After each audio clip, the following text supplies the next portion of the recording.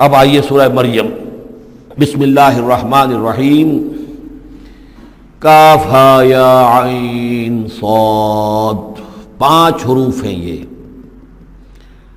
یہ ایک ہی صورت ہے قرآن مجید میں جس میں 5 حروف آئے ہیں مقطعات جڑواں۔ ایک صورت اور ہے سورہ شورا، اس میں 5 ہیں لیکن 2 علیحدہ لکھے جائیں گے، حامیم، اور ایک آیت بن جائے گی، عین سین قاف، یہ دوسری آیت ہے۔ یہاں یہ ایک ہی آیت اور جڑواں لکھے ہوئے حروف مقطعات 5 ہیں۔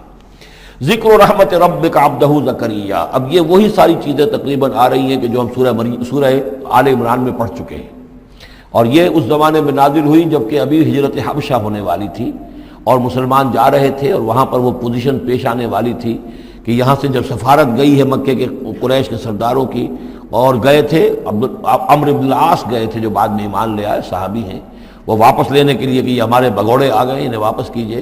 تو نجاشی کے دربار میں پھر جب مسلمانوں نے اپنی فریاد کی، اپنے حالات بتائے، تو آخری داؤ یہ کھیلا عمرو بن العاص نے کہ آپ ذرا پوچھئے یہ مسیح کے بارے میں کیا کہتے ہیں۔ یہ تو کہتے ہیں وہ تو ایک عام انسان تھا آپ کا جس کو آپ خدا مانتے ہیں۔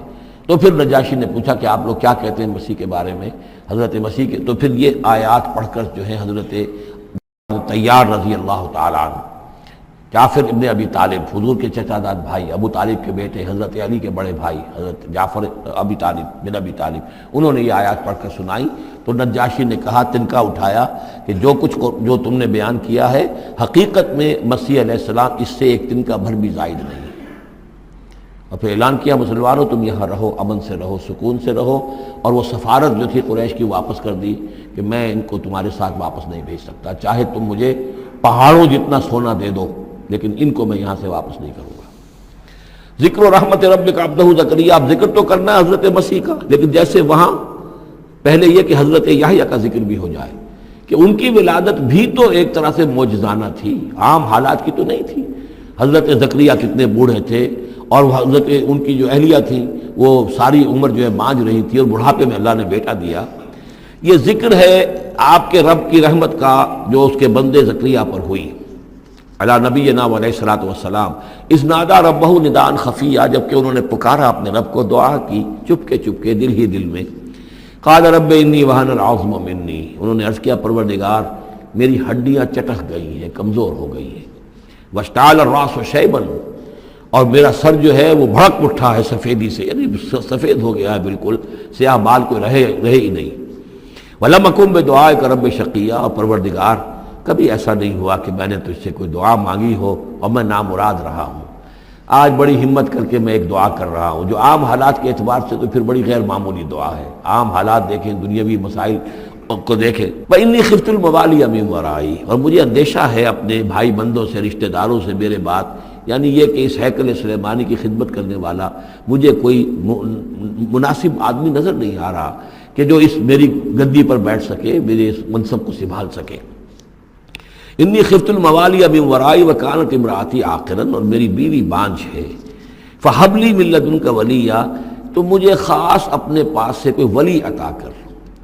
اب یہاں ولی کا لفظ کہا، کوئی میرا ساتھی ہو، کوئی ایسا ہو کہ جو میری ان چیزوں کا یرثنی و یرث من آل یعقوب، جو میری وراثت جو ہے روحانی وراثت اور دینی وراثت اس کو سنبھال سکے، اور میری کیا ہے یہ آل یعقوب کی وراثت ہے جو حضرت یعقوب علیہ السلام سے چلی آ رہی ہے، اس کا صحیح وارث بن سکے۔ وجعلہ رب رضیہ، اور پروردگار اسے تو بنائی ہو، رضی جو ہے یہ فعیل کے وزن پر ہے، راضی اور مرضی دونوں کے معنی میں آ جائے گا، وہ کہ جو راضی ہو اور جس کو راضی کر دیا گیا ہو، رضی اللہ عنہم ورضوا عنہ، وہ دونوں پہلو جو ہیں رضی کے اندر آ جائیں گے۔ انہیں جب یہ بشارت مل رہی، یا زکریا انا نبشرک بغلام اسمہ یحییٰ، اے زکریا ہم بشارت دیتے ہیں آپ کو ایک بیٹے کی، ایک لڑکے کی جن کا نام یحییٰ ہوگا، لم نجعل لہ من قبل سمیہ، ہم نے اس کا سا نام اس سے پہلے کسی کا نہیں رکھا، یا اس کی سی صفات اس سے پہلے کسی میں پیدا نہیں کی، یہ دونوں معنی ہو سکتے ہیں اس کے۔ قال رب انا یکون لی غلام، انہوں نے وہی بات عرض کی جو ہم پڑھ چکے ہیں پہلے کہ پروردگار میرے ہاں بیٹا کیسے ہو جائے گا، وکانت امراتی عاقرا، میری بیوی بانجھ ہے، وقد بلغت من الکبر عتیہ، اور میں بوڑھا ہو گیا ہوں، سوکھ چکا ہوں، میرے سارے جو سوتے ہیں حیات کے وہ میرے اندر خشک ہو چکے ہیں۔ قال کذالک، کہا ایسے ہی ہوگا۔ قال ربک هو علی ہین، تیرے پروردگار کا فرمانا یہ ہے کہ یہ مجھ پر آسان ہے۔ وقد خلقتک من قبل ولم تک شیئا، تجھے بھی تو ہم نے پیدا کیا اس سے پہلے جبکہ تو کچھ بھی نہیں تھا۔ قال رب اجعل لی آیہ، انہوں نے کہا کہ پروردگار پھر میرے لیے کوئی نشانی مقرر ہو جائے۔ قال آیتک الا تکلم الناس ثلاث لیال سویا، کہا کہ نشانی یہ ہوگی تمہارے لیے کہ اب تم 3 دن تک متواتر، 3 راتوں تک متواتر گفتگو نہیں کر سکو گے لوگوں سے۔ وہاں سورہ آل عمران میں تھا ثلاثۃ ایام الا رمزا، 3 دن تک بات نہیں کر سکو گے مگر صرف اشاروں کے ناموں سے، یعنی اللہ تعالیٰ نے ان کی گویائی سلب کر لی۔ فخرج علی قومہ من المحراب، پھر وہ نکلے اپنے اس حجرے سے جہاں وہ یہ سارا راز و نیاز ہو رہا تھا، عبادت ہو رہی تھی، دعا ہو رہی تھی، مناجات ہو رہی تھی۔ فاوحی الیہم، اپنی قوم پر آ کر انہیں وحی کے ذریعے سے کہا، وحی اشارہ کرنا۔ وحی کے جو لفظی معنی عربی زبان میں الاعلام بالسرعہ والخفا، کسی کو کوئی بات اشارے سے اور خاموشی سے بتا دینا، دوسروں کو پتہ نہ چلے، یہ وحی ہے۔ تو وحی جو آتی ہے اللہ تعالیٰ کی طرف سے، وہ پھر اس کی مختلف شکلیں ہیں، وہ ہم پڑھ چکے ہیں یا پڑھیں گے انشاءاللہ سورہ شورا کے اندر، جیسے تعارف قرآن کے ضمن میں اس کا تذکرہ آ چکا ہے۔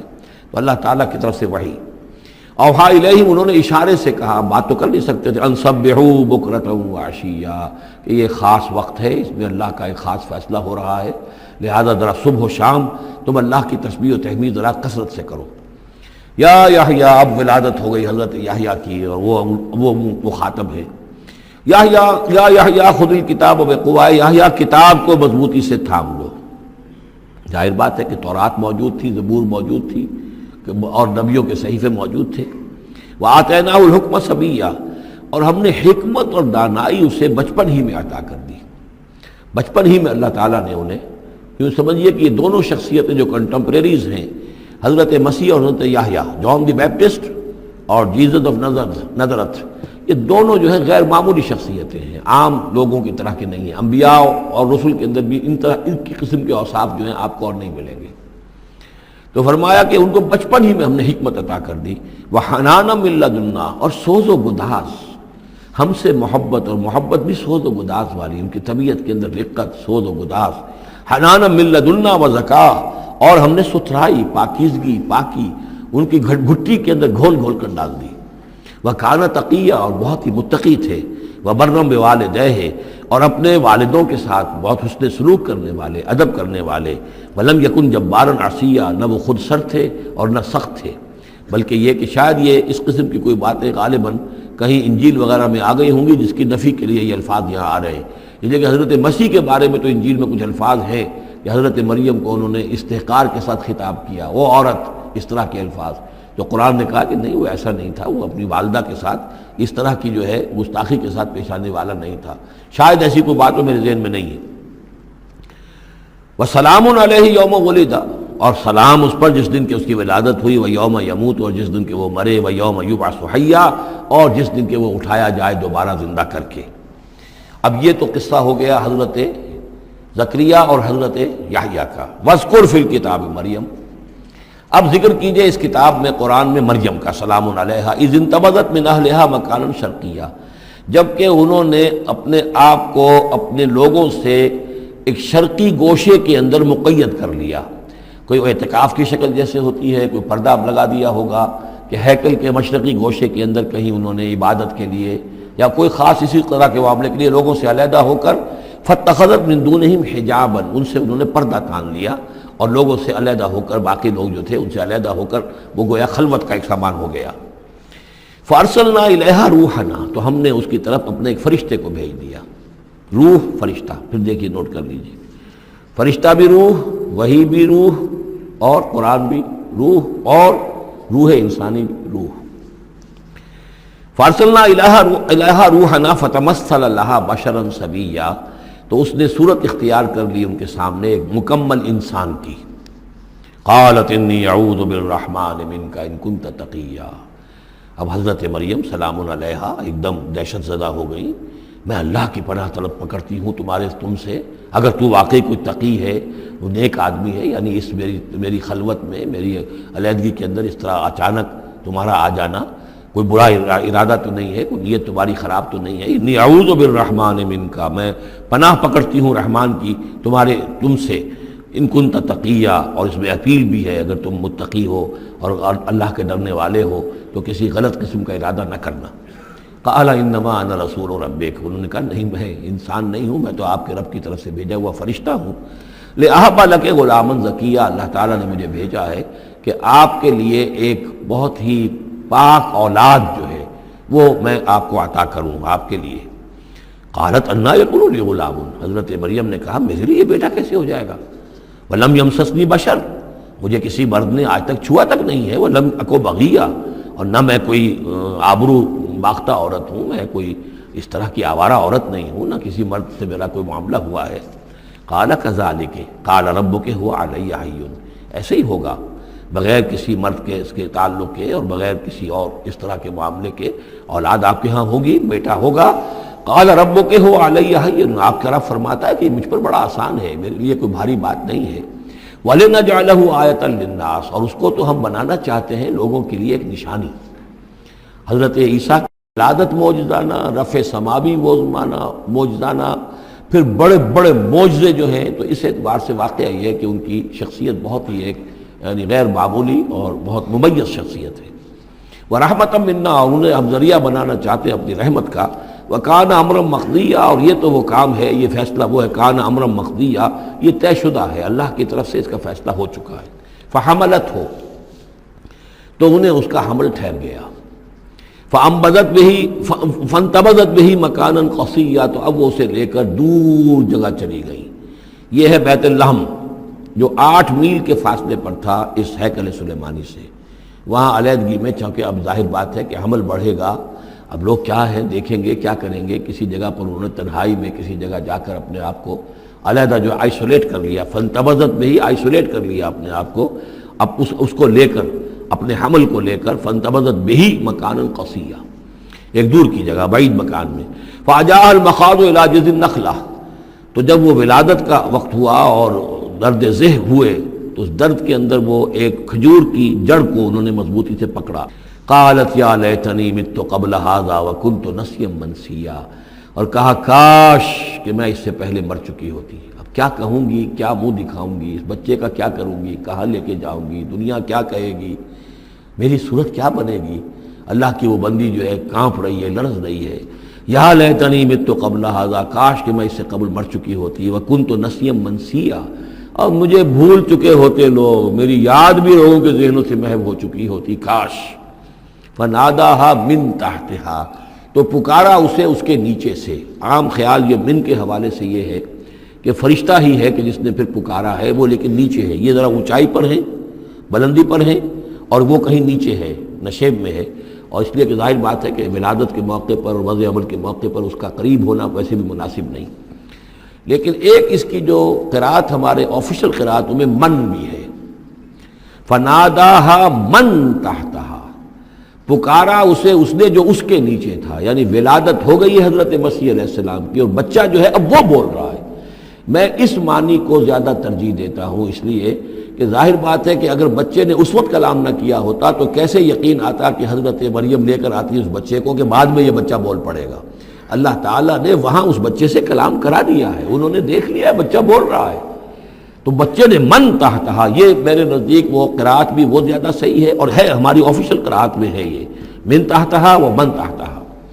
تو جو بھی تھا نیچے، انہوں نے اس نے کہا لا تحزنی، اگر واقعتاً یہ حضرت مسیح بچے وہی بچہ جو نو مولود ہے وہی بول رہا ہے، تو گویا کہ لا تحزنی، امی جان آپ اس میں پریشان نہ ہو، غمگین نہ ہو، قد جعل ربک تحتک سریا، اور دیکھیے اب اللہ تعالیٰ نے آپ کے قدموں تلے ایک چشمہ نکال دیا ہے، وَحُزِّ إِلَيْكِ بِجِذِعِ النَّخْلَةِ، اور ذرا اسی درخت کے جو سوکھی جڑ درخت کی اس کو ذرا ہلائیے، تُسَاقِطْ عَلَيْكِ رُطْبًا جَنِيًّا، تو یہ تازہ اور بڑی تازہ جو ہیں پکی ہوئی کھجوریں آپ پر گریں گی، فَكُلِي وَاشْرَبِي۔ اب یہ سارا معجزہ وہ دیکھ رہی ہے، تب جرأت ہوئی ہے انہیں بچے کو لے کر آنے کی کہ وہ بچہ بول بھی گیا ہے، اور اسی سوکھی ہوئی وہ کھجور کے جو ہے تنے میں سے کھجوریں جو ہے پکی ہوئی اور بڑی تازہ جو ہے وہ بھی گر رہی ہے، چشمہ بھی پانی کا نکل آیا ہے۔ فَكُلِي وَاشْرَبِي، تو کھائیے اور پیئے، وَقَرِّ عَيْنَا، اور اپنی آنکھیں ٹھنڈی کیجئے، فَإِمَّا تَرَيِنَّ مِنَ الْبَشَرِ أَحَدًا، تو پھر اگر آپ دیکھیں کسی انسان کو، کوئی انسان آپ کے سب سے پوچھے، فقولی تو کہہ دیجئے انی نذرت للرحمن صوما فلن اکلم اليوم انسیا، میں نے تو رحمان کے لیے ایک روزے کی نذر مانی ہوئی تھی، میں نے روزہ رکھا ہوا، میں کسی انسان سے بات نہیں کر سکتی۔ وہاں کے ان کے ہاں روزے کے اندر کھانے پینے پر جو پابندی تھی جو ہمارے ہاں ہوتی ہے وہ بھی تھی، اس کے علاوہ بولنے پر گفتگو پر بھی پابندی تھی۔ فأتت بہ قومہا تحملہ، اب وہ آ گئی اس کو لے کر اپنی قوم کے پاس۔ اب ان کا حوصلہ ہے، انہوں نے وہ معجزہ دیکھ لیا ہے، یہ میری رائے ہے، واللہ عالم۔ عام طور پر اس کا تذکرہ نہیں ہے کہیں، اور یہ کہ من تحتہا میں سمجھا یہی گیا ہے کہ فرشتے ہی نے یہ سب سارا کلام کیا ہے۔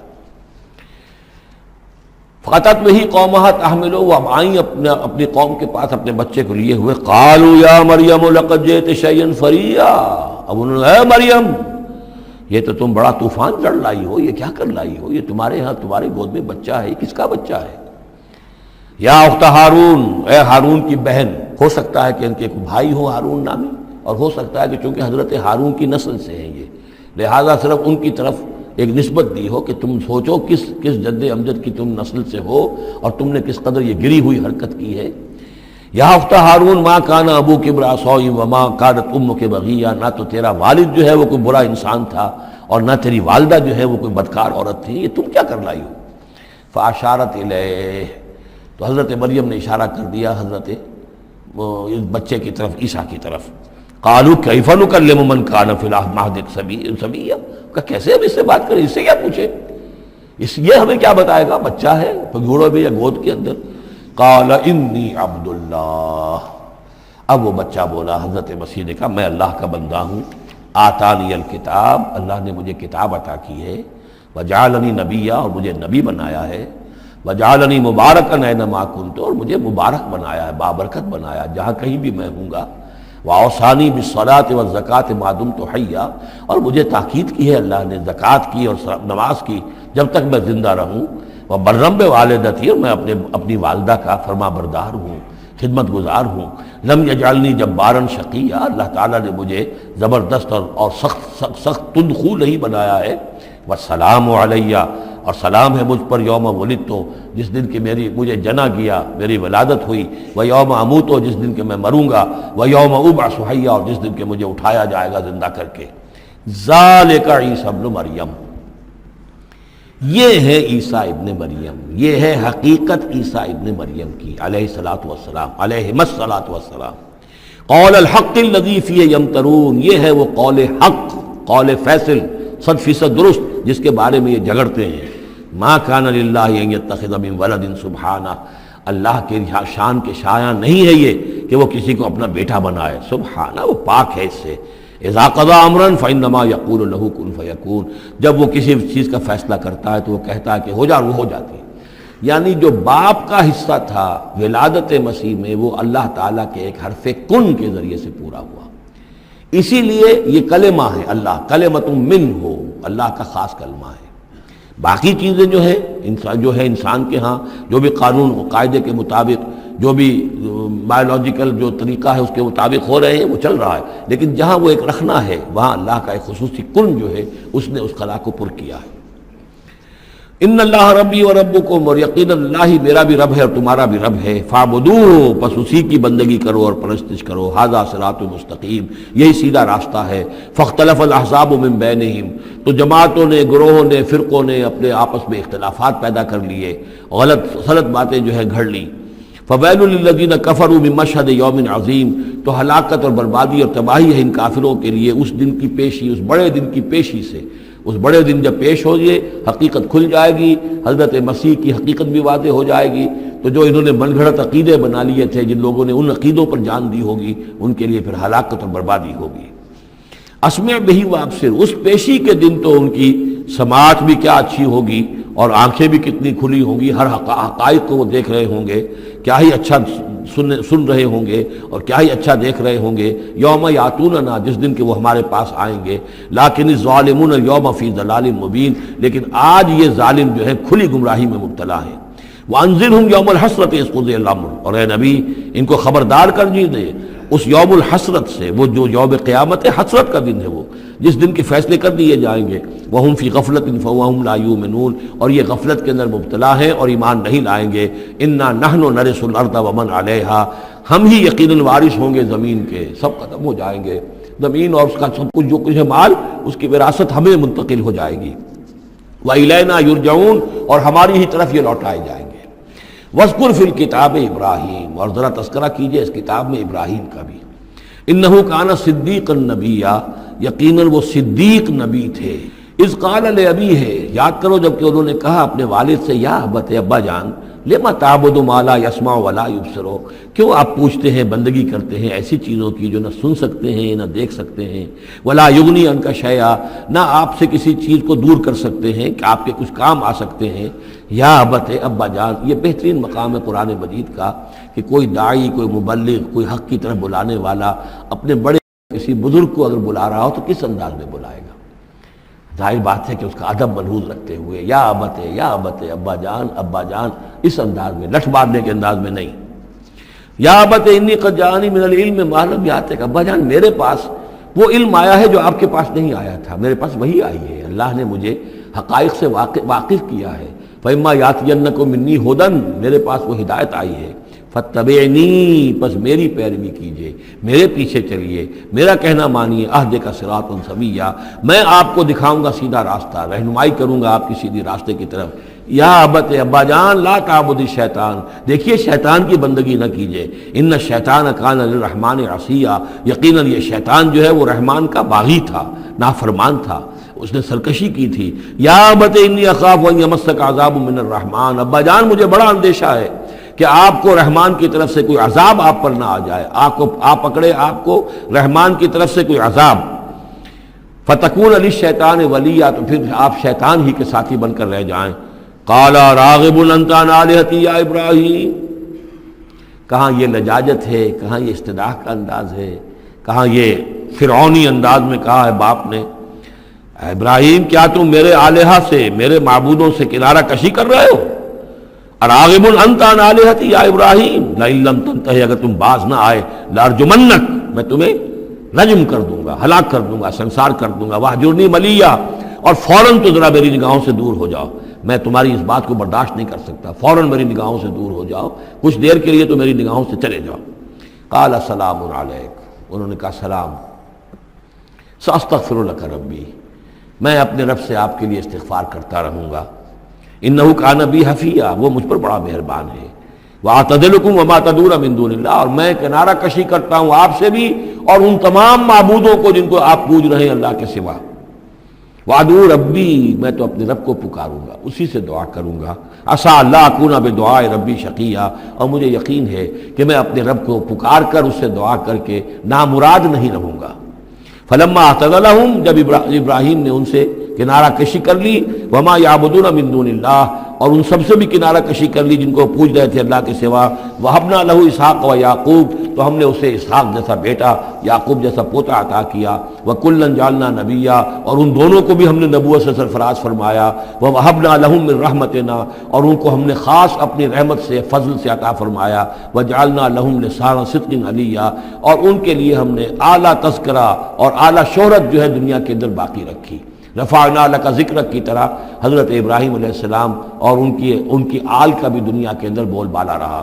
واذکر فی الکتاب موسیٰ انہ کان مخلصا وکان رسولا نبیا ونادیناہ من جانب الطور الایمن وقربناہ نجیا ووہبنا لہ من رحمتنا اخاہ ہارون نبیا واذکر فی الکتاب اسماعیل انہ کان صادق الوعد وکان رسولا نبیا وکان یأمر اہلہ بالصلاة والزکاة وکان عند ربہ مرضیا واذکر فی الکتاب ادریس انہ کان صدیقا نبیا ورفعناہ مکانا علیا۔ صدق اللہ العظیم۔ رب اشرح لی صدری ویسر لی امری واحلل عقدۃ من لسانی یفقہوا قولی۔ اللہم ربنا الہمنا رشدنا واعذنا من شرور انفسنا اللہم ارنا الحق حقا وارزقنا اتباعہ وارنا الباطل باطلا وارزقنا اجتنابہ اللہم ربنا آنس وحشتنا فی قبورنا وارحمنا بالقرآن العظیم اللہم اجعلہ لنا اماما ونورا وہدا ورحمہ اللہم ذکرنا منہ ما نسینا وعلمنا منہ ما جہلنا وارزقنا تلاوتہ آناء اللیل وآناء النہار واجعلہ لنا حجتا یا رب العالمین آمین۔ کل ہم نے سورہ مریم کا آغاز کر لیا تھا اور تقریباً نصف کا ہم ترجمہ کر چکے ہیں، لیکن یہ بات بیان ہونے سے رہ گئی کہ مکی اور مدنی صورتوں کے جس تیسرے گروپ میں اس وقت ہم ہیں، جس کی مکیات کا آغاز ہوا تھا سورہ یونس سے، تو اس میں 9 صورتیں ہم پڑھ چکے ہیں۔ جیسا کہ میں نے عرض کیا، وہ 9 صورتیں 3 صورتوں کے سب گروپس کی شکل میں ہیں۔ ہر سب گروپ میں ایک جوڑا ہے جس کے اندر وہ نسبت زوجیت بتمام و کمال موجود ہے، اور ایک منفرد مزاج کی صورت ہے۔ سورہ یونس، سورہ ہود ایک جوڑے کی حیثیت سے، سورہ یوسف منفرد ہے، ایک ہی نبی کے حالات پر پوری صورت جو ہے وہ مشتمل ہے۔ پھر سورہ رعد اور سورہ ابراہیم یہ جوڑے کی شکل میں ہے۔ سورہ حجر یہ منفرد مزاج کی ہے، بلکہ اس پورے گروپ میں یہ اس اعتبار سے قدرے مختلف نظر آتی ہے کہ اس کا انداز جو ہے وہ ابتدائی زمانے کی صورتوں کا ہے، مضامین کی مناسبت بھی انہی سے ہے۔ چھوٹی چھوٹی آیتیں ہیں، ردم جو ہے وہ بہت تیز ہے، صوتی آہنگ بہت نمایاں ہے، ڈیوائن میوزک جو ہے، جو ملکوتی غنا ہے، وہ اس میں بہت نمایاں ہے۔ پھر 3 صورتیں، سورہ نحل سب سے بڑی ہے اس سب گروپ میں، یہ منفرد مزاج کی ہے، لیکن اس کے بعد سورہ بنی اسرائیل اور سورہ کہف یہ ایک نہایت حسین و جمیل جوڑا ہے۔ اب پھر 3 صورتیں جو آ رہی ہیں، سورہ مریم، پھر سورہ طٰہٰ، سورہ انبیاء۔ یہاں بھی معاملہ وہی ہے کہ ان میں سے 2 صورتیں جو ہیں سورہ مریم اور سورہ انبیاء، ان میں بڑی گہری مشابہت ہے، اور یہ قصص النبیین کے انداز میں یہاں تذکرہ ہے انبیاء کرام کا، انباء الرسل کے انداز میں نہیں ہے۔ وہ جو انداز سورہ کہف، سورہ اعراف میں ہم نے دیکھا، سورہ ہود میں ہم نے دیکھا کہ رسول آئے، انہوں نے دعوت دی، قوم نے انکار کیا، قوم ہلاک کر دی گئی، یہ انداز جو انباء الرسل، ایام اللہ، اس کا نہیں ہے۔ لیکن یہ کہ ایک جو ہے اس سب گروپ میں منفرد صورت ہے، اور وہ ہے سورہ طٰہٰ۔ یہ اس اعتبار سے کہ تقریباً پوری ایک ہی رسول کے حالات پر مشتمل ہے، حضرت موسیٰ علیہ السلام۔ 8 میں سے 5 رکوع مسلسل جو ہیں وہ حضرت موسیٰ علیہ السلام کے حالات پر ہیں، اور ان کی ایک نسبت جو معنوی قائم ہو جاتی ہے اس سورہ مبارکہ کی سورہ یوسف کے ساتھ، وہ یہ ہے کہ تاریخی اعتبار سے ہمیں معلوم ہے کہ حضرت یوسف علیہ السلام کے زمانے میں بنی اسرائیل مصر میں جا کر آباد ہوئے، اور حضرت موسیٰ علیہ السلام کے ذریعے سے اللہ تعالیٰ نے انہیں پھر جو مصر میں فرعونیوں نے انہیں جو اپنا غلام بنا لیا تھا، اس غلامی سے نجات دلائی، اور وہ واپس مصر سے نکل کر پھر اپنے آبائی وطن جو ہے سمجھیے جو حضرت ابراہیم کا مسکن تھا، یعنی فلسطین کی طرف روانہ ہوئے۔ تو ان میں بھی ایک نسبت قائم تو ہو جاتی ہے، لیکن وہ فاصلے سے ہے۔ سورہ مریم میں اور سورہ انبیاء میں آپ کو قصص النبیین کے انداز کا بات ملے گی، تو یہ آپ جب ہم پڑھیں گے تو بات نمایاں ہو جائے گی۔ سورہ مریم میں ہم نے اب تک جو پڑھا ہے، سب سے پہلے حضرت زکریا، حضرت یحییٰ کا تذکرہ ہوا پہلے رکوع میں۔ دوسرا رکوع بہت طویل ہے، اس میں حضرت مریم اور حضرت عیسیٰ کا سلام علیہم ان کا تذکرہ ہوا ہے۔ تیسرے رکوع میں پھر حضرت ابراہیم علیہ السلام کا، اور ان کے ساتھ ہی پھر حضرت اسحاق اور حضرت یعقوب کا تذکرہ ہوا ہے۔ حضرت ابراہیم کے بارے میں کہا گیا کہ انہ کان صدیقا نبیّا۔ اب یہ ایک نئی ترکیب ہے کہ جو پہلی مرتبہ قرآن مجید میں آئی ہے، اور میں نے اسی لیے آج جو ہے کئی آیات تلاوت کی ہیں اگلے رکوع کی، کہ آپ یہ دیکھ سکیں کہ 2 کے بارے میں آ رہا ہے رسولا نبیّا، حضرت اسماعیل اور حضرت موسیٰ علیہ السلام رسولا نبیّا، انہ کان رسولا نبیّا، اور 2 ہی کے بارے میں آیا انہ کان صدیقا نبیّا، یعنی حضرت ابراہیم علیہ السلام اور حضرت ادریس علیہ السلام۔ تو اس میں فرق کیا ہے؟ ظاہر بات ہے کہ الفاظ مختلف ہیں، ترکیب مختلف ہے، تو یقیناً ان کا مفہوم جدا ہے، اگرچہ بہت ہی میرے علم کی حد تک اسی نے اس پر توجہ نہیں کی ہے، بلکہ ایک بہت بڑے عالم تھے جو مفسر قرآن بھی ہیں، ان سے جب میں نے تذکرہ کیا تو ان کا کہ کیا واقعی ایسا ہے؟ یعنی یہ کہ وہ تفسیر بھی لکھ چکے تھے لیکن انہوں نے توجہ نہیں کی. ہوتا یہ ہے کہ آدمی جب گزر جاتا ہے تیزی کے ساتھ اگر کسی چیز کی توجہ نہیں ہوتی. کیا واقعی ایسا ہے کہ 2 کے بارے میں ہے رسول النبیہ اور 2 کے بارے میں ہے صدیق النبیہ؟ تو میں نے ان سے سوال کیا تھا کہ اس میں پھر کیا فرق ہے. اس کے لیے میں چاہتا ہوں کہ جو جس حد تک کہ مجھ پر وہ بات اللہ تعالیٰ نے منکشف فرمائی ہے وہ آپ پر بھی میں آپ کے ساتھ بھی شیئر کروں. کہ یہ جو ہم پڑھ چکے ہیں ایک تو سورہ فاتحہ میں اہدنا الصراط المستقیم صراط الذین انعمت علیہم، راستہ ان کا ہمیں دکھا اور ان کے راستے پر چلا جن پر تیرا انعام ہوا. اس کی وضاحت سورہ نساء میں آئی. وَمَن يُطِعِ اللَّهَ وَالرَّسُولَ فَأُولَٰئِكَ مَعَ الَّذِينَ أَنْعَمَ اللَّهُ عَلَيْهِم مِّنَ النَّبِيِّينَ وَالصِّدِّيقِينَ وَالشُّهَدَاءِ وَالصَّالِحِينَ وَحَسُنَ أُولَٰئِكَ رَفِیقًا.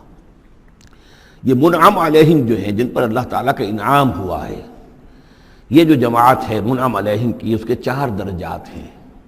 اوپر سے چلیں گے تو انبیاء سب سے اوپر ہیں، پھر نیچے ان کے درجہ ہے صدیقین کا، پھر ان سے نیچے شہداء کا، اور پھر بیس لائن سمجھیے کہ وہ صالحین مومنین جو نیک دل مسلمان ہیں، مخلص ہیں، صادق القول ہیں، صادق الایمان ہیں. یہ گویا کہ بیس لائن ہے.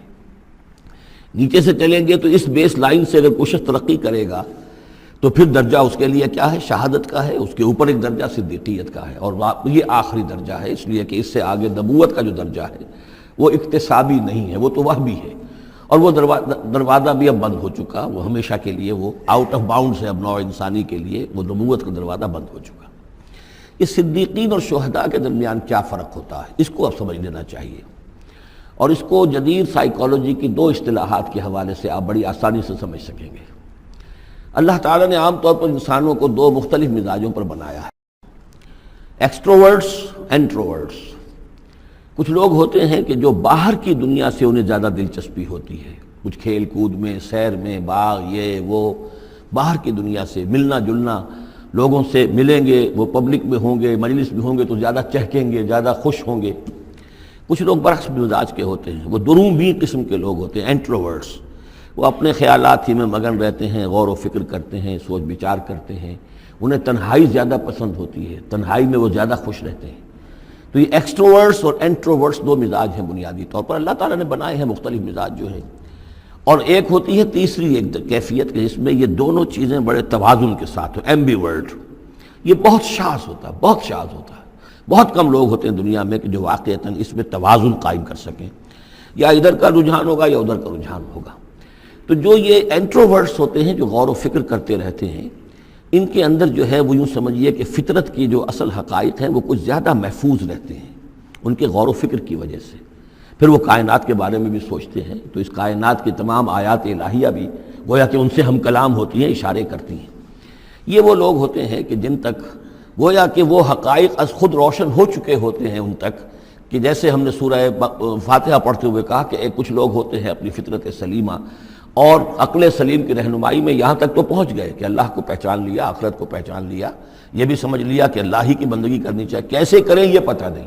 اہدنا الصراط المستقیم، اب وہ راستہ مانگتے ہیں کہ ہمیں راستہ دکھا.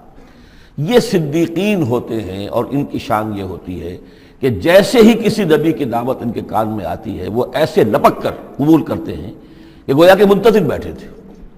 جیسے کوئی شخص وضو کر کے بیٹھا ہوا کہ بس اذان کی آواز آئے اور میں چلوں، اتنا ہی ہوتا ہے. اسی لیے حضور نے فرمایا ابو بکر رضی اللہ تعالیٰ عنہ کے بارے میں کہ میں نے جس کے سامنے بھی ایمان کی دعوت پیش کی اس نے کچھ نہ کچھ توقف ضرور کیا سوائے ابو بکر کے، ایک لحظے کا توقف نہیں کیا، گویا کہ وہ تو تیار بیٹھے ہوئے تھے.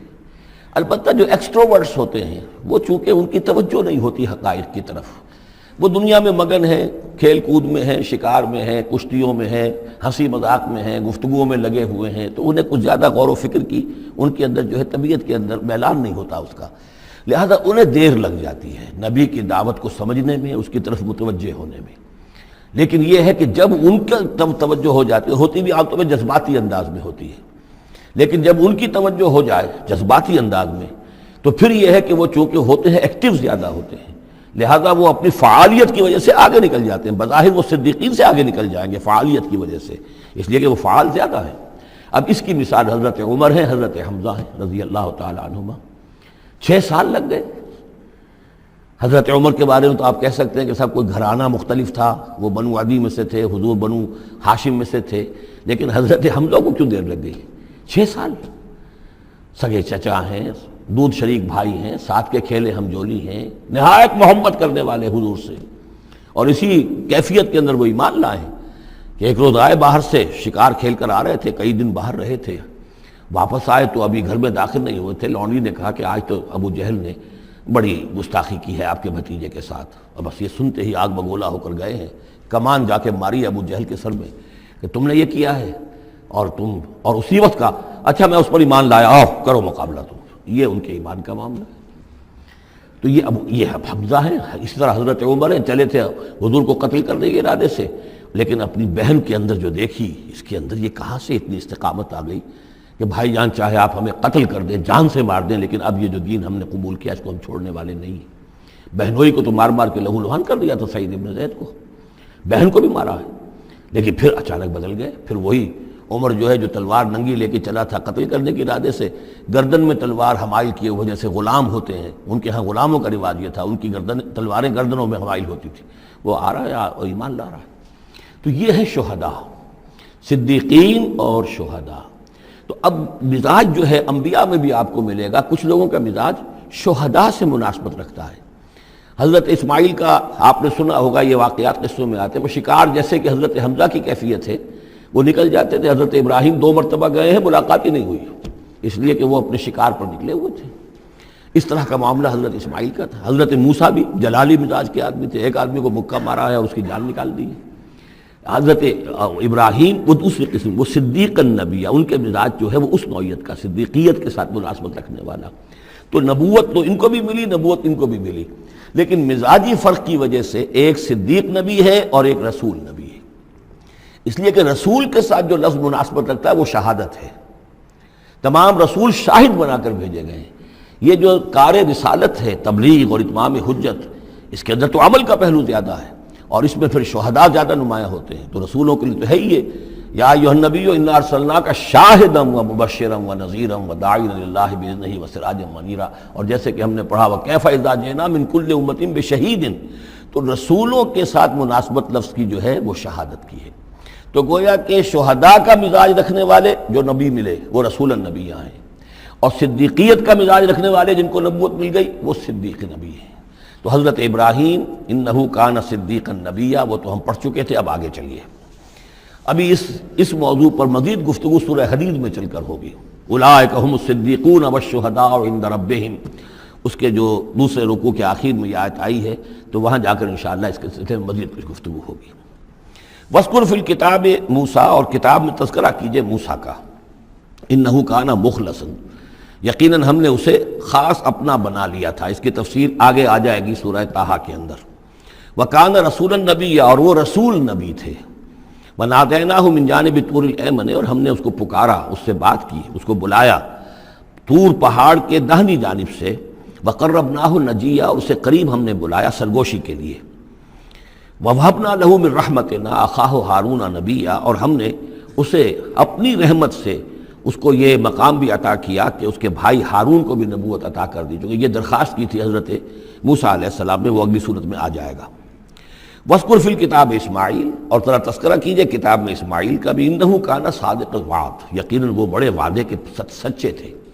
اور خاص طور پر اشارہ ہو رہا ہے اتنا بڑا وعدہ جو حضرت ابراہیم سے اپنے والد سے انہوں نے کیا تھا کہ یا ابت افعل ما تؤمر ستجدنی انشاءاللہ صابرا، ابا جان کر گزریے جو بھی آپ کو اللہ کی طرف سے حکم آ رہا ہے، مجھے ذبح کرنے کا حکم ہے، ذبح کر دیجئے، انشاءاللہ آپ مجھے صابر پائیں گے۔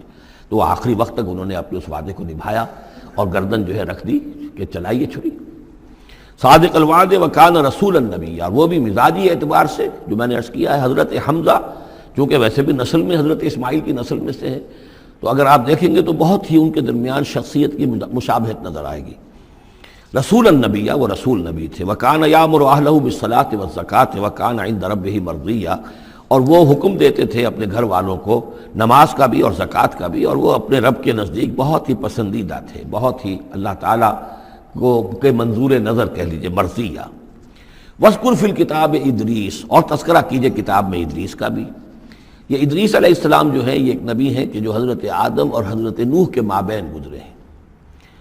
حضرت آدم اور حضرت نوح کے مابین ایک اور نبی بھی گزرے ہیں، قرآن مجید میں ذکر نہیں ہے، تورات میں، شیس علیہ السلام۔ تو نبی تو یہ ہیں، حضرت آدم پہلے نبی، پھر یہ دو اور نبی ہیں حضرت ادریس، اس تورات میں ان کا نام حنوک ہے، شیس کا نام سیس ہے، وہ تو ٹھیک ہے، اور قرآن مجید میں ان کا تذکرہ بھی نہیں ہے، لیکن حضرت ادریس کا حنوک نام ہے وہاں۔ لیکن یہ کہ یہ دونوں ہیں درمیان میں حضرت آدم اور حضرت نوح علیہ السلام، پہلے رسول حضرت نوح علیہ السلام ہے، یہ دونوں نبی ہیں صرف۔ وَاذْكُرْ فِي الْكِتَابِ ادریس، اور تذکرہ کیجئے کتاب میں، اس قرآن میں ادریس کا، اِنَّهُ كَانَ صِدِّيقًا نَبِيًّا، یقیناً وہ بھی صدیق نبی تھے، مزاجاً ان کا بھی وہی حضرت ابراہیم کے ساتھ مناسبت، صدیقیت والا مزاج۔ وَرَفَعْنَاهُ مَكَانًا عَلِيًّا، اور ہم نے انہیں اٹھایا تھا بہت بلند مقام تک۔ اب یہ اٹھانا جو ہے، ویسے تو بعض لوگوں کا خیال ہے کہ شاید وہ بھی حضرت عیسیٰ علیہ السلام کی طرح رفع سماوی ان کی ہوئی ہے، چوتھے آسمان میں حضور کی ان سے ملاقات ہوئی ہے شب معراج میں۔ لیکن ایک مفہوم اس کا یہ بھی ہے کہ اونچا مقام دینا، بلند مقام دینا، اس لیے کہ یہاں الہ نہیں ہے، وہاں جو ہے وہ رافعک الیہ، جہاں کہا گیا حضرت عیسیٰ کے بارے میں تمہیں اٹھانے والا ہوں اپنی طرف، تو اس سے مفہوم جو ہے بہت معین ہو جاتا ہے، یہاں ضروری نہیں ہے کہ وہ مفہوم لیا جائے۔ اولئک الذین انعم اللہ علیہم، دیکھیے وہی لفظ آ گیا اب، یہ ہیں وہ لوگ جن پر انعام فرمایا ہے اللہ نے، من النبیین، انبیاء میں سے۔ اب ہم کیونکہ منعم علیہم کے 4 طبقات تھے، ان میں سے یہ انبیاء کا تذکرہ ہو رہا ہے سب کا، تو من النبیین من ذریت آدم، اولاد آدم میں سے، وممن حملنا مع نوح، اور پھر بعد ان میں سے ان کی نسل میں جنہیں ہم نے نوح کے ساتھ اس کشتی میں سوار کرایا، ومن ذریت ابراہیم، اور پھر ذریت ابراہیم میں سے ہیں، ان کی اولاد سے، و اسرائیل، اور حضرت یعقوب کی نسل سے ہیں، وممن ہدینا واجتبینا، اور جنہیں کہ ہم نے ہدایت دی اور جنہیں ہم نے چن لیا، پسند کر لیا۔ اذا تتلی علیہم آیات الرحمن، ان کی کیفیت یہ ہوتی تھی کہ جب رحمان کی آیات ان کو پڑھ کر سنائی جاتی تھی، خروا سجدا و بکیا، تو وہ گر پڑتے تھے اللہ کی جناب میں سجدہ کرتے ہوئے، روتے ہوئے۔ فخلف من بعدہم خلف، پھر ان کی جگہ پر بعد میں آ گئے، ان کے جانشین ہوئے، ان کے وارث ہوئے ایسے ناخلف لوگ۔ یہ خلف کا لفظ جب آتا ہے لام کے جزم کے ساتھ تو ناخلف، یعنی ایسے لوگ کہ جو اپنے اسلاف کے کردار اور ان کی بزرگی جو ہے اس کو برباد کرنے والے، تباہ کرنے والے، ان کی نیک نامی کو بٹا لگانے والے ہوں، ناخلف۔ فخلف من بعدہم خلف، پھر ان کی اولاد میں سے ایسے ناخلف بھی پیدا ہوئے، اضاعوا الصلاۃ، جنہوں نے نماز کو تو ضائع کر دیا، واتبعوا الشہوات، اور خواہشات کی پیروی کی، شہوات، خواہشات، جذبات، فسوف یلقون غیا، تو عنقریب ان کی ملاقات ہو جائے گی گمراہی کے ساتھ، یعنی گمراہی کا جو انجام ہے یہ اس سے دوچار ہو جائیں گے۔ الا من تاب وآمن وعمل صالحا، سوائے اس کے کہ جو توبہ کریں اور ایمان لائیں اور نیک عمل کریں، فاولئک یدخلون الجنہ، وہ لوگ جنت میں داخل ہوں گے، ولا یظلمون شیئا، اور ان پر قطعاً کوئی ظلم نہیں کیا جائے گا، ان کا کوئی حق تلفی نہیں کی جائے گی، ان کے پورے اعمال کا انہیں بدلہ مل جائے گا۔ جنات عدن التی وعد الرحمن وعبادہ بالغیب، یعنی ان کو کیا ملے گا؟ وہ باغات، ریزیڈنشل گارڈن، بسنے والے باغات، رہنے والے باغات، جن کا کہ وعدہ کیا تھا رحمان نے اپنے بندوں سے غیب میں، یعنی ظاہر بات ہے قرآن مجید میں وعدہ ہو رہا ہے تو ابھی نہ وہ جنت ہمارے سامنے ہے، نہ خود اللہ تعالیٰ جو ہے روح در روح ہمارے سامنے ہے، ہم ایمان لا رہے ہیں اس پر غیب میں، یؤمنون بالغیب۔ انہ کان وعدہ ماتیا، یقیناً اس کا وعدہ جو ہے وہ تو پورا ہونے والا ہی ہے، اس کو تو وقت پر پہنچنا ہی ہے، اب وہ اپنی جگہ پر پختہ ثابت ہوگا۔ لا یسمعون فیہا لغوا الا سلاما، وہ نہیں سنیں گے اس میں کوئی لغو بات، بس صرف سلام ہی سلام، ہر طرف سے فرشتے آ رہے ہیں تو سلام، قیلا سلاما سلاما۔ وَلَهُمْ رِزْقُهُمْ فِيهَا بُكْرَةً وَعَشِيًّا، اور ان کے لیے ان کا رزق ہوگا اس میں صبح بھی اور شام کو بھی۔ تِلْكَ الْجَنَّةُ الَّتِي نُورِثُ مِنْ عِبَادِنَا مَنْ كَانَ تَقِيًّا، یہ ہے وہ جنت جس کو کہ ہم، جس کے وارث بنائیں گے ہم اپنے بندوں میں سے ان کو کہ جو متقی ہوں گے، خدا ترس ہوں گے، اللہ سے ڈرنے والے ہوں گے۔ وَمَا نَتَنَزَّلُ إِلَّا بِأَمْرِ رَبِّكَ، اور اے نبی ہم نہیں نازل ہوتے مگر آپ کے رب کے حکم سے۔ لَهُ مَا بَيْنَ أَيْدِينَا وَمَا خَلْفَنَا وَمَا بَيْنَ ذَلِكَ وَمَا كَانَ رَبُّكَ نَسِيًّا، اسی کے اختیار میں ہے جو کچھ ہمارے سامنے ہے اور جو کچھ ہمارے پیچھے ہے اور جو ان دونوں کے مابین ہے، اور اے نبی آپ کا رب بھولنے والا نہیں ہے۔ یہ بہت اہم مضمون ہے، اور در حقیقت ایک مضمون کا یوں سمجھیے کہ سلسلہ شروع ہو رہا ہے جس کی پہلی کڑی یہ ہے۔ اس کو یوں سمجھیے کہ حضور صلی اللہ علیہ وسلم کو جو قرآن مجید سے شغف تھا اور محبت تھی اور شوق تھا آپ کا، تو جو وقفہ پڑ جاتا تھا وہی میں، وہ آپ پر بڑا شاخ گزرتا تھا۔ آپ چاہتے تھے کہ وہی جلدی جلدی آئے تاکہ آپ اس سے اور اپنے وجود پرنور کو مزید منور کریں. آپ جو ہے قرآن مجید سے جو آپ کو عشق تھا اس کے بنا پر اس میں آپ کو اجلت رہتی تھی کہ جلدی آئے قرآن. تو اس حوالے سے آپ نے حضرت جبرائیل سے شکوہ کیا کہ آپ وقفے وقفے سے آتے ہیں, ہم انتظار کرتے رہتے ہیں. اس کا یہ جواب ہے جو جہاں دیا جا رہا ہے, وَمَا نَتَنَزَّلُ إِلَّا بِأَمْرِ رَبِّكَ. اے نبی ہم اپنی مرضی سے نہیں نازل ہو سکتے, ہم نہیں نازل ہوتے مگر آپ کے رب کے حکم سے. لہو ما بین ایدینا, یہ بہت ہی یعنی یوں سمجھیے کہ گہرے الفاظ ہیں. لہو ما بین ایدینا وما خلفنا, جو ہمارے آگے ہے اس کا اختیار بھی اللہ ہی کا ہے, جو ہمارے پیچھے ہے اس کا اختیار بھی اللہ ہی کا ہے. وما بینہما وما بین ذالک, آگے اور پیچھے کے مابین کون ہے پھر؟ ہم, میں, میرا وجود, میرے آگے میرے پیچھے, اور ان دونوں کے درمیان کون ہے؟ میں گویا کہ بالکلیہ اللہ تعالیٰ کے حکم کے تابع ہوں. فرشتے کی یہی شان ہے کہ فرشتہ جو ہے یفعلون ما یؤمرون, جو حکم ملتا ہے, لا یعصون اللہ ما امرہم, ان کا معاملہ یہ ہے کہ جو بھی اللہ کا حکم ہے گویا کہ وہ تو اس سے سرتابی نہیں کرتے, سرے منہ اس میں فرق نہیں ڈالتے. وما نتنزل الا بامر ربک, ہم نہیں اترتے یا اتر سکتے مگر آپ کے رب کے حکم سے. جب اسی کی مصلحت اور اسی کی مشیت ہوتی ہے وہ وحی دے کر ہمیں بھیجتا ہے. لہو ما بین ایدینا وما خلفنا وما بین ذالک وما کان ربک نسیا. اور اے نبی یہ جو کچھ تاخیر ہو جاتی کسی بھول کی وجہ سے نہیں ہے کہ اللہ کو کوئی نسیان لاحق ہو گیا ہے تو تھوڑی دیر کے لیے توجہ کہیں اور ہو گئی ہے, معاذ اللہ.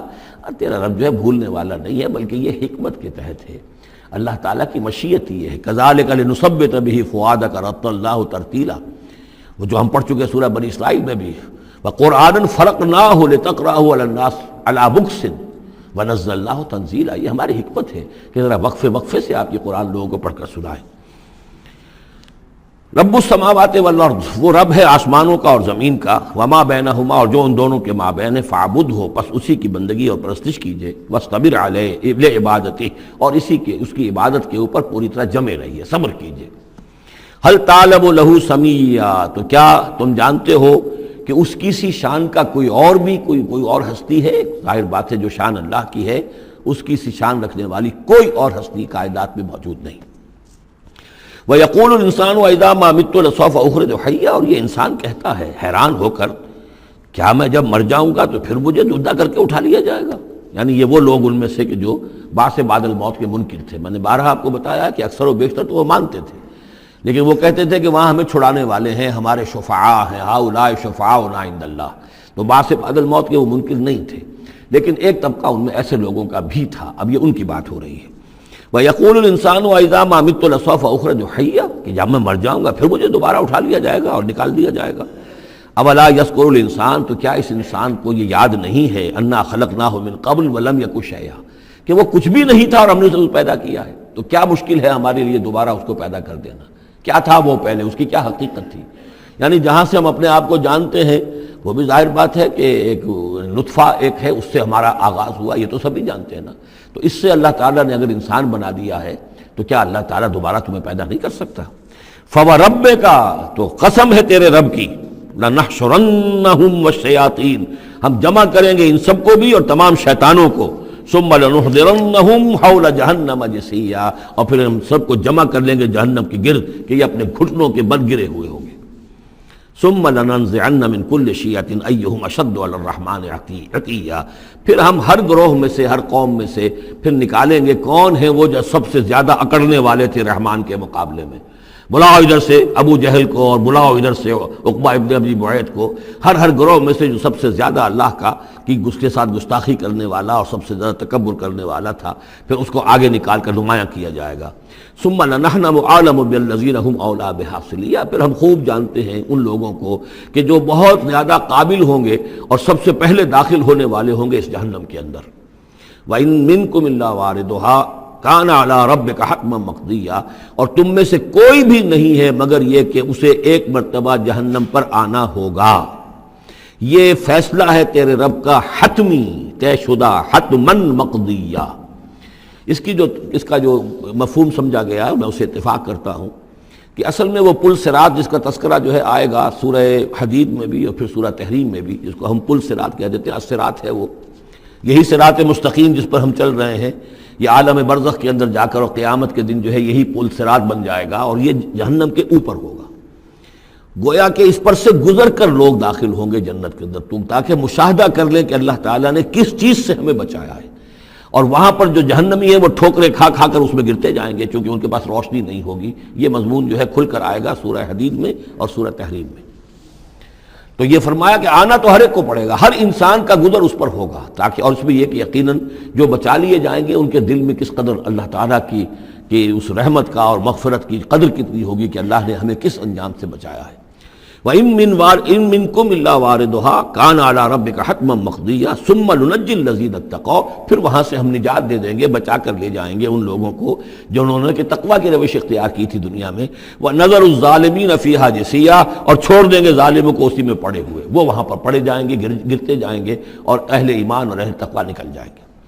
وَإِذَا تُتْلَىٰ عَلَيْهِمْ آيَاتُنَا بَيِّنَاتٍ، اور جب انہیں ہماری روشن آیات پڑھ کر سنائی جاتی ہیں، قَالَ الَّذِينَ كَفَرُوا لِلَّذِينَ آمَنُوا، تو کہتے ہیں یہ کافر لوگ اہل ایمان سے، اَيُّ الْفَرِيقَيْنِ خَيْرٌ مَّقَامًا وَأَحْسَنُ نَدِيًّا، دونوں جماعتوں میں سے، دونوں گروہوں میں سے کن کے مکان و مقام بہتر ہیں اور کن کی مجلس بہت اچھی ہے۔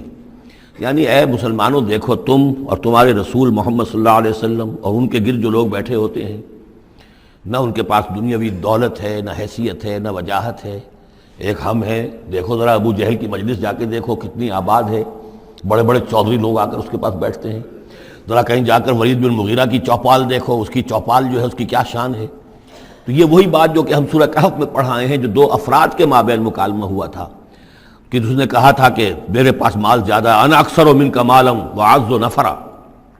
اسی طرح انہوں نے کہا کہ ای الفریقین خیر مقاما واحسن ندیا، یہ دو گروہ دیکھ لو تمہارے سامنے ہیں، ایک معلوم ہوتا ہے کہ مفلس ہیں، کلاش ہیں، غلام لوگ ہیں، ان کے ساتھ بیٹھے ہوئے ہیں، بلال بیٹھا ہوا ہے، وہاں وہ ابو فقی بیٹھا ہوا ہے، یہ جو عمار ہے اور یہ فلاں ہے اور یہ یاسر ہیں، یہ لوگ ہیں۔ ادھر جا کر دیکھو وہ کتنی سج دھج کے ساتھ، شان و شوکت کے ساتھ ان کی محفلیں ہیں، کیا کچھ ساز و سامان ہے، کیسے قالین بچھے ہوئے ہیں۔ ای الفریقین خیر مقاما واحسن ندیا وکم اہلکنا قبلہم من قرن، اور ہم نے ان سے پہلے کتنی ہی قوموں کو ہلاک کیا ہے، ہم احسن و اساسا وریا، وہ ان سے بھی کہیں بڑھ کر تھے اپنے اساس البیت، اساس جس کو ہم اساسہ کہتے ہیں، ساز و سامان میں اور نام و نمود میں، شان و شوکت میں، ریا، ان کی شان و شوکت ان سے بھی کہیں بڑھ کر تھی، اور وہ ہلاک ہوئے۔ قوم عاد اور قوم سمود یہ سب کا، اور قوم شعیب۔ قل من کان فی الضلالۃ فلیمدد لہ الرحمن مدا، اے نبی ان سے کہہ دیجئے جو شخص بھی ضلالت میں، گمراہی میں ہے، تو اللہ کا یہ طریقہ ہے، قاعدہ ہے کہ اللہ تعالیٰ اسے پھر اور ڈھیل دیتا ہے، رسی دراز کرتا ہے، اس کو اور نعمتیں دے دیتا ہے۔ حتیٰ اذا رأوا ما یوعدون، یہاں تک کہ جب اچانک وہ وقت آ جائے گا کہ جس کے ان کو دھمکی دی جا رہی ہے، اما العذاب و اما الساعہ، یا تو دنیا میں عذاب آ جائے، عذاب ہلاکت، عذاب استحصال، یا قیامت، فسیعلمون، تب وہ جان لیں گے، من ہوا شر مکانا واضعف جندا، کہ کون ہے جو اپنے مقام اور مرتبے کے اعتبار سے بدتر ہے، اور کون ہے کہ جو لشکر اور اپنے لاؤ لشکر کے اعتبار سے کمزور تر ہے۔ اس وقت پتہ چلے گا کہ محمد زیادہ طاقتور تھے صلی اللہ علیہ وسلم، یا ابو جہل زیادہ طاقتور تھا۔ آخرت میں جا کر حقیقت کھل جائے گی۔ اس وقت تو یہ ایک سراب ہے، نظر آ رہا ہے، ایک ڈرامہ ہے، کھیل ہو رہا ہے، حقیقت جو ہوگی وہ منکشم ہو جائے گی اس دن۔ وَيَزِيدُ اللَّهُ الَّذِينَ اهْتَدَوْا هُدًى، اور اللہ تعالیٰ ان لوگوں کی ہدایت میں اضافہ کرتا ہے جو ہدایت کی راہ اختیار کریں۔ اللہ بڑھاتا ہے ان لوگوں کو ہدایت میں کہ جنہوں نے ہدایت اختیار کی۔ والباقیات الصالحات خیر عند ربک ثوابا وخیر مردا، اور یقیناً نیک باقی رہنے والے تو وہ نیک عمل ہے۔ یہ مال و دولت باقی رہنے والا نہیں ہے، یہ تو یہیں کی شے یہیں رہ جائے گی۔ باقیات الصالحات، بقا اگر ہے، دوام ہے انسان کے ساتھ، اس عالم آخرت میں جانے والی کوئی شے ہے تو باقیات الصالحات ہے، وہ تو نیک کام ہے۔ خیر عند ربک ثوابا، وہ یقیناً تیرے رب کے نزدیک بہت بہتر ہیں بدلے کے اعتبار سے بھی، وخیر مردا، اور اس اعتبار سے بھی کہ لوٹ کر جایا جائے ان کے پاس۔ جب ہم وہاں پہنچیں گے ہمیں اپنے اعمال جو ہیں وہاں منتظر ملیں گے، ان کی جزا، بلکہ یہ کہ کہا جائے گا یہ تمہارے اعمال ہی ہیں، ان کی شکل بدل گئی ہے۔ افرأیت الذی کفر بآیاتنا وقال لأوتین مالا وولدا، تو کیا تم نے دیکھا اس شخص کو جو ہماری آیات کا تو کفر کرتا ہے اور کہتا ہے مجھے تو لازماً ملے گا، مال بھی ملے گا اور اولاد بھی ملے گی۔ یہ وہی بات سمجھ لیجیے سورہ کہف میں آ چکی ہے کہ اس نے کہا تھا وَلَئِن رُدِدتُّ إِلَىٰ رَبِّي لَأَجِدَنَّ خَيْرًا مِّنْهَا مُنقَلَبًا، تم جو ہو جوتیاں پھٹکار رہے ہو یہاں پر بھی، تمہیں وہاں بھی کچھ نہیں ملنا۔ اگر واقعی آخرت ہو ہی گئی، اول تو مجھے گمان نہیں، میں نہیں سمجھتا کہ وما اظن الساعۃ قائمۃ ولا رددت الی ربی لاجدن خیرا منہا منقلبا، تو مجھے وہاں پر بھی اچھا ہی ملے گا جیسے یہاں اچھا ملا ہوا ہے۔ وہی اسی طرح یہ ہے کہ ان کا ہمیں تو وہاں پر بھی ملے گا، آخرت میں بھی بہت سا مال بھی ملے گا، اولاد بھی ملے گی۔ اطلاع الغیب، یہ دنیا بھی مراد ہو سکتی ہے لیکن میرے نزدیک آخرت ہی مراد ہے۔ اطلاع الغیب، کیا وہ غیب پر مطلع ہو چکا ہے؟ اس نے جھانک کر دیکھ لیا ہے غیب کو؟ ام اتخذ عند الرحمن عہدا، یا وہ کوئی رحمان سے عہد لے چکا ہے، پکا قول و قرار لے چکا ہے جس پر اس یقین سے کہہ رہا ہے کہ اسے تو مال بھی ملے گا اور اولاد بھی ملے گی؟ کلا، ہرگز نہیں۔ سنکتب ما یقول، جو کچھ یہ کہہ رہا ہے وہ ہم لکھ لیں گے تاکہ جواب دہی پوری کرنی پڑے کہ کیا کیا بکواس تم کیا کرتے تھے۔ وَنَمُدُّ لَهُ مِنَ الْعَذَابِ مَدًّا، اور پھر عذاب کے اندر ہم اس کے اضافہ کرتے چلے جائیں گے، عذاب کو اس کے لیے کھینچتے چلے جائیں گے۔ وَنَرِثُهُ مَا يَقُولُ، اور جو کچھ وہ کہہ رہا ہے اس کے وارث تو ہم ہوں گے، سارا مال دنیاوی سامان جو بھی کچھ ہے وہ تو ہماری وراثت میں آ جائے گا۔ وَيَأْتِينَا فَرْدًا، اور وہ جب آئے گا ہمارے سامنے ہماری عدالت میں پیش ہونے کے لیے تو ایک فرد کی حیثیت سے آئے گا، نہ اولاد ساتھ ہوگی، نہ مال، نہ خدم، نہ حشم، نہ قوم، نہ ہم نشین، نہ حاشیہ نشین، کوئی نہیں ہوگا۔ وَاتَّخَذُوا مِن دُونِ اللَّهِ آلِهَةً، انہوں نے اللہ کے سوا کچھ اختیار کر لیے ہیں اپنے معبود، لِيَكُونُوا لَهُمْ عِزًّا، تاکہ وہ ان کے مددگار بنے، ان کے لیے سہارا بنے، پشت پناہ بنے، اللہ کے ہاں انہیں کچھ چھڑا سکے عذاب سے۔ کلا، ہرگز نہیں۔ سَيَكْفُرُونَ بِعِبَادَتِهِمْ، وہ تو ان کی عبادت کا انکار کریں گے، جیسا کہ پہلے بھی آ چکا ہے۔ وہ فرشتے ہوں، اولیاء اللہ ہوں، انبیاء ہوں، حضرت عیسیٰ ہوں، شیخ عبد القادر جیلانی ہوں، کوئی بھی ہو، ان کا تو مانگو تو کفر کرے گا، تم کیا کہہ رہے ہو، ہمیں تو معلوم بھی نہیں تھا کہ تم ہم سے دعائیں کرتے رہے اور ہمیں سمجھتے رہے کہ ہم تمہیں چھڑا لیں گے۔ سَيَكْفُرُونَ بِعِبَادَتِهِمْ، وہ انکار کریں گے ان کی عبادت کا۔ وَيَكُونُونَ عَلَيْهِمْ ضِدًّا، اور وہاں ان کے مخالف ہوں گے، انہیں وہاں پر پروسیکیوٹ کروائیں گے۔ أَلَمْ تَرَ أَنَّا أَرْسَلْنَا الشَّيَاطِينَ عَلَى الْكَافِرِينَ تَعُزُّهُمْ عَزًّا، کیا تم نے دیکھا نہیں کہ ہم کافروں پر شیاطین کو بھیجتے رہتے ہیں؟ یعنی یہ کہ یہ شیاطین جن جو ہیں یہ ان پہ حملہ آور ہوتے رہتے ہیں اور انہیں خوب ابھارتے رہتے ہیں گناہوں کے اوپر، اور انہیں اور سرکشی کے اوپر آمادہ کرتے رہتے ہیں۔ وجہ کیا ہے کہ خود انہوں نے شیطان کی رفاقت کو اختیار کی ہے۔ فلا تعجل علیہم، اب یہ مضمون یہاں دوسری مرتبہ آ گیا، عجلت نہیں، فلا تعجل علیہم۔ ایک تو فرمایا قرآن مجید کے ضمن میں عجلت نہ کیجیے، اس کی جو بھی تنزیل ہے وہ اللہ تعالیٰ کی حکمت کے تحت جو اس میں تدریج ہے اسی کو آپ سمجھیے کہ خیر اسی میں ہے، آپ کا شوق اپنی جگہ ہے، لیکن یہ کہ ایک دوسری بات فلا تعجل علیہم، ان کے بارے میں بھی آپ جلدی نہ کیجیے۔ ایسا نہ ہو کہ آپ کے دل میں یہ خیال آئے کہ اب ان کفار مکہ کی رسی جو ہے مزید دراز نہیں ہونی چاہیے، اب ان کو پکڑ لیا جانا چاہیے، انہوں نے حد کر دی ہے۔ جس طریقے سے کہ حضور کو زج کیے ہوئے تھے وہ ہم دیکھتے چلے آ رہے ہیں سورہ انعام سے، لیکن اے نبی جلدی نہ کیجیے۔ فلا تعجل علیہم، ان کی مخالفت، علی یہاں پر آ رہا ہے، فلا تعجل علیہم انما نعد لہم عدا، ہم ان کی پوری گنتی کر رہے ہیں، ایک ایک عمل ان کا لکھا جا رہا ہے، ہر چیز کا ان کو جواب دہی کرنی ہوگی، ہر چیز کی ان کو سزا مل جائے گی، لیکن یہ کہ ہمارے ہر کام کے اندر جو بھی فطری تدریج ہے، اس کی جو توقیت ہے، اس کا جو نظام ہم نے بنا رکھا ہے وہ اسی کے مطابق ہوگا۔ یوم نحشر المتقین الی الرحمن وفدا، یاد کرو جس دن کی ہم جمع کریں گے اہل تقویٰ کو، وہ رحمان کی طرف آئیں گے مہمانوں کی صورت میں، جیسے مہمانوں کا استقبال ہوتا ہے، وفد آیا ہے۔ وَنَسُوقُ الْمُجْرِمِينَ إِلَىٰ جَهَنَّمَ وِرْدًا، اور جو مجرم ہیں انہیں ہم دھکیلیں گے، دھکے دیں گے، ہانک کر لے جائیں گے جہنم کی طرف، جیسے کہ کوئی پیاسے جانور جاتے ہیں گھاٹ کی طرف۔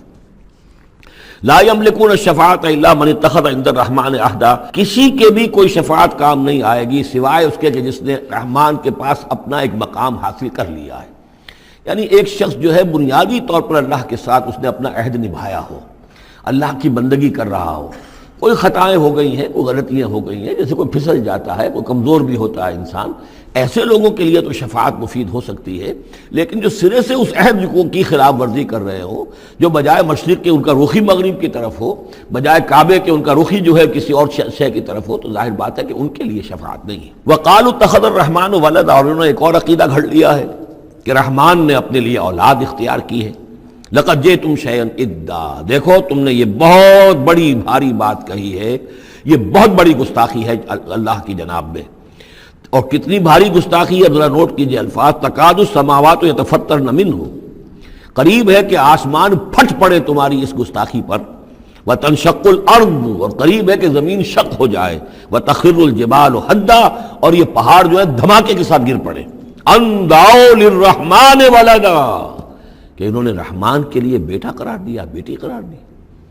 مشرکین عرب نے فرشتوں کو خدا کی بیٹیاں بنا دیا، عیسائیوں نے حضرت مسیح کو خدا کا بیٹا بنا دیا، اور یہودیوں نے عزیر کو خدا کا بیٹا بنا دیا۔ ان دعوا للرحمن ولدا وما ينبغي للرحمن ان يتخذ ولدا، رحمان کے تو یہ شایان شان ہی نہیں ہے کہ وہ کسی کو اولاد بنائے۔ یہ اس کی وضاحت میں کر چکا ہوں کہ اولاد کی ضرورت اس کو ہوتی ہے جو خود فانی ہو۔ ہمیں معلوم ہے ہم مر جائیں گے، ہمارا نام و نشان مٹ جائے گا، اولاد کے ذریعے سے ہمارا نام زندہ رہے گا۔ یہ اصل میں ایک اپنے ہی تسلسل انسان سمجھتا ہے کہ میری ہستی کا تسلسل ہے، میری اولاد گویا کہ میرا اپنی بقا کی ایک شکل ہے، اس لیے کہ یہ انسان کے اندر ہے۔ مجھے یاد ہے جب ہم پڑھتے تھے کالج میں تو الفا ایک کمپنی ہوتی تھی لاہور میں، یہ فائل کورز وغیرہ بناتی تھی نوٹ بکس کے، تو اس میں پیرامڈس کے عنوان سے جو بہترین الفاظ لکھے ہوئے تھے اب بھی مجھے یاد ہیں، still and resolute, calm and self-possessed, still and resolute. The pyramids echo unto eternity, the defiant cry of man's will to survive and conquer the storms of time. کہ یہ جو ان لوگوں نے فرائضہ نے اتنے بڑے بڑے پیرامڈز بنا دی، کائے کے لیے بنا دیے؟ تاکہ ہمارا نام رہے، ہم تو نہیں ہوں گے، نام رہے گا۔ تو گویا کہ انسان کے اندر ایک خواہش ہے بقا کی، وہ اپنا دوام چاہتا ہے۔ یہ اسے پتا ہے کہ میری ذاتی طور پر تو میرا دوام ہے، تو میں کوئی عمارت بنا دوں، میرا نام جو ہے اس کے حوالے سے دنیا کے اندر رہے۔ اور یہی معاملہ اولاد کا ہے کہ اولاد سے انسان کو سب سے زیادہ جو اس کو خواہش ہوتی ہے وہ اپنا بقا، اپنا تسلسل۔ وہ سمجھتا ہے کہ میری اپنی کنٹینیوٹی ہے کہ جو میری اولاد کے ذریعے سے۔ ظاہر بات ہے کہ اللہ ہمیشہ خود باقی رہنے والا ہے، تو اس کے شایان شان ہی نہیں ہے کہ وہ کسی کو اپنی اولاد بنائے، اسے کوئی ضرورت ہی نہیں ہے۔ تو تمہارے لیے ہے معاملہ کہ تم فانی ہو، لہذا تمہیں ضرورت ہے کہ کوئی تمہارا نام لیوا باقی رہے۔ وما ينبغي للرحمن ان يتخذ ولدا ان كل من في السماوات والارض الا آتي الرحمن عبدا، نہیں ہے کوئی بھی آسمانوں اور زمین میں کوئی بھی مگر یہ کہ وہ حاضر ہوگا رحمان کی عدالت میں بندے کی حیثیت سے، کسے باشد، جبکہ ہمیں معلوم ہے کہ محمد رسول اللہ صلی اللہ علیہ وسلم بھی حاضر ہوں گے تو بندے کی حیثیت سے، عبدہ ورسول، عبد۔ اور حضور فرماتے ہیں کہ اس روز میدان حشر میں لواء الحمد بیدی، میرے ہاتھ میں ہوگا حمد کا جھنڈا، اور اس روز جو میں حمد کروں گا اللہ کی وہ آج نہیں کر سکتا۔ اللہ تعالیٰ کی حمد بیان کریں گے محمد رسول اللہ عدالت خداوندی میں کھڑے ہو کر۔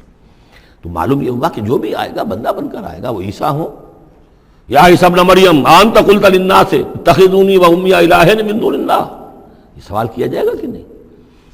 تو فرمایا کہ ان کل من فی السماوات والارض، یقیناً کوئی نہیں ہے آسمانوں اور زمین میں، الا آتی الرحمن عبدا، مگر وہ رحمان کی خدمت میں آئے گا، حاضر ہوگا بندے کی حیثیت سے۔ لقد احصاہم، اس نے ان سب کی گنتی کی ہوئی ہے، ان کا پورا احاطہ کیا ہوا ہے، کوئی چھپ نہیں رہے گا، کہیں بچ کر نہیں رہ جائے گا۔ وعدہم عدا، اور ہم نے پوری گنتی رکھی ہوئی ہے۔ وکلہم آتی ہے یوم القیامت فردا، اور قیامت کے دن یہ سب کے سب آئیں گے تو ایک فرد کی حیثیت سے، انڈیویجول کیپیسٹی میں محاسبہ ہوگا۔ نہ ماں باپ ساتھ ہوں گے کوئی شفاعت کرنے کے لیے، کوئی گڑ گڑانے کے لیے، نہ اولاد ہوگی، نہ شوہر کے ساتھ جوری ہوگی، نہ جورو کے ساتھ شوہر ہوگا، کچھ نہیں۔ ہر ایک شخص نفسی نفسی، اپنی جان۔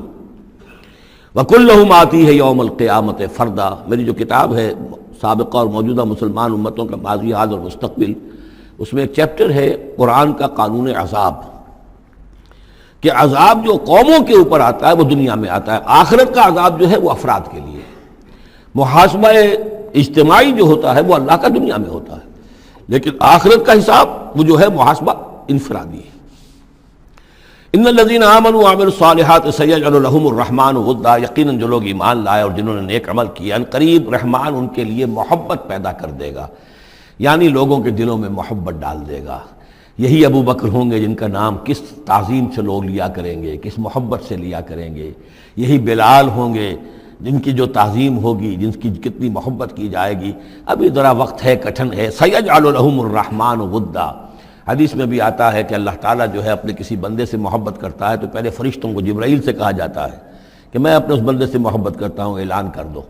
وہ فرشتوں میں اعلان کرتے ہیں، ان کے دل میں اس کی محبت ڈال دی جاتی ہے، پھر وہ عام دنیا میں اور لوگوں کے اندر اس کی ایک محبت ڈال دی جاتی ہے۔ فَإِنَّمَا يَسَّرْنَاهُ بِلِسَانِكَ، یہ آیت بڑی اہم ہے۔ تو ہم نے اس قرآن کو یسرنا ہو، اس کو قرآن کو آسان کر دیا ہے بلسان کا، آپ کی زبان پر یا آپ کی زبان کے ساتھ، یعنی عربی زبان میں۔ یہ بہت آسان ہے، بہت ہی ستھری زبان ہے، سادہ زبان ہے، جس کو ہم کہتے ہیں کہ سہل ممتنع، اس کے اندر ثقالت نہیں ہے، بوجھل پن کا نہیں ہے، بہت بھاری بھرکم الفاظ کہیں کہیں شاذ آئے ہیں، ورنہ عام طور پر قرآن مجید جو بڑی سلیس زبان میں ہے۔ انما یسرناہ لسانک بلسانک لتبشر بہ المتقین، تاکہ آپ بشارت دیں اس کے ذریعے سے متقیوں کو، وتنذر بہ قوما لدا، اور اس کے ذریعے سے انذار فرمائے۔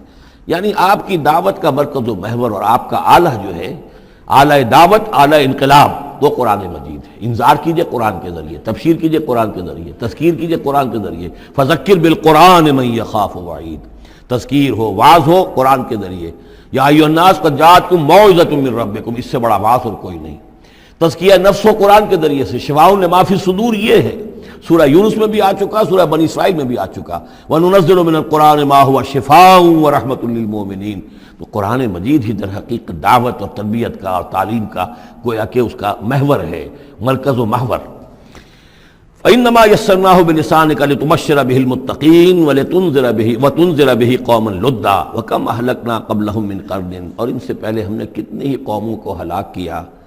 هَلْ تُحِسُّ مِنْهُم مِّنْ أَحَدٍ، ان میں سے کسی کی کوئی آہٹ تمہیں نظر آتی ہے؟ کہیں کوئی باقی ہے نام و نشان؟ کہیں عاد کا کوئی نام و نشان باقی ہے؟